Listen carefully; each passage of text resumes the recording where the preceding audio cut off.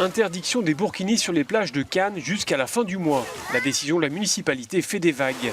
Plusieurs associations de défense des droits de l'homme estiment que l'arrêté municipal ne fait qu'entretenir un climat de tension et elles envisagent même une action en justice. Le maire, lui, défend sa décision tout en s'en prenant à celles qui portent ce type de maillot. C'est une provocation inutile. Donc la provocation, c'est pas l'arrêté. C'est ceux qui prennent ce type de tenue, qui sont de vrais uniformes. Je crois que certaines personnes, peut-être le font de bonne foi, il faut leur expliquer. Il y a quelques provocateurs. Un responsable de la mairie a ajouté qu'il ne s'agissait pas d'interdire le port de signes religieux à la plage, mais, je cite, les tenues ostentatoires qui font référence à une allégeance à des mouvements terroristes qui nous font la guerre. C'est ridicule. Pourquoi? Parce que moi je vois des personnes toutes nues et je vois pas pourquoi on pourrait pas s'habiller. Et voilà quoi, on fait ce qu'on veut. On n'est pas encore à l'école, je peux respecter qu'il y a la laïcité, mais dans les plages quand même, c'est grave. Dans le droit français, le port du voile intégral est interdit dans l'espace public, autrement dit la tenue destinée à dissimuler son visage. Le burkini, lui, n'entre pas dans le champ d'application de la loi.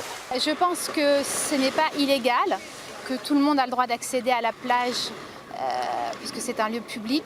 En même temps, si on pense aux droits des femmes, si on accepte de plus en plus de choses, c'est un peu une régression. Il y a quelques jours, une polémique était née dans les Bouches-du-Rhône quand une association avait prévu une sortie réservée aux femmes en burkini.